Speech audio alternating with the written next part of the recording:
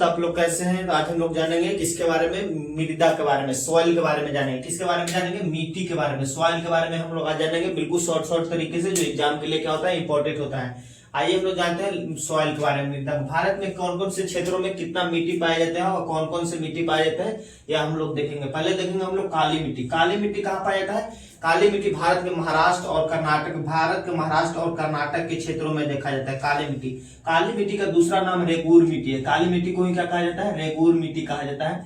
रेगूर मिट्टी कहा जाता है। काली मिट्टी का दूसरा नाम क्या है? रेगूर मिट्टी। यह भारत के लगभग 13% क्षेत्रों में पाया जाता है। कितने परसेंट क्षेत्रों में?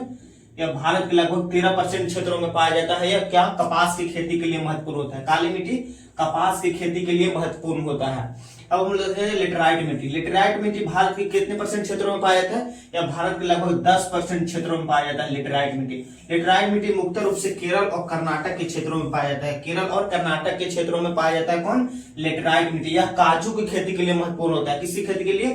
काजू की खेती के लिए महत्वपूर्ण होता है। कौन सा मिट्टी? लेटराइट मिट्टी। इसमें पाया जाता है यहाँ लेटराइट मिट्टी, केरल के क्षेत्रों में और कर्नाटक के क्षेत्रों में पाया जाता है।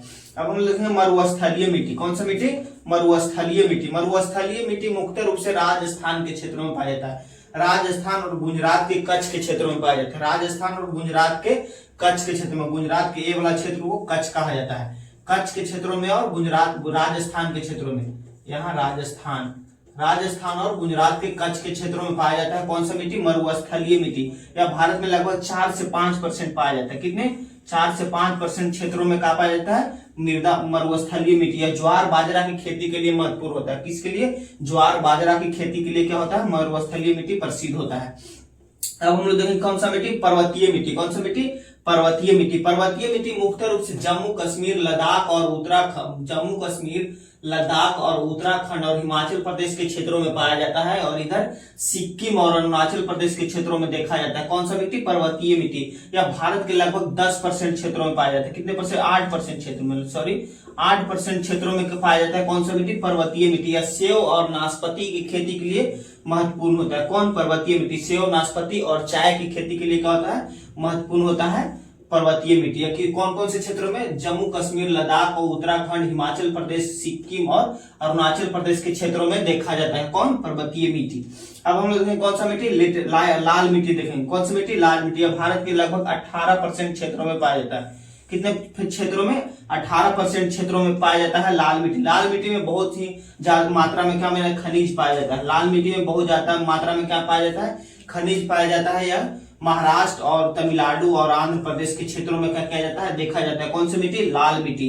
इसमें सबसे ज्यादा खनिज पाया जाता है। लाल मिट्टी में बहुत ज्यादा खनिज पाया जाता है। लाल मिट्टी में कितने परसेंट क्षेत्रों में? 18% क्षेत्रों में पाया जाता है। कौन सा मिट्टी? लाल मिट्टी।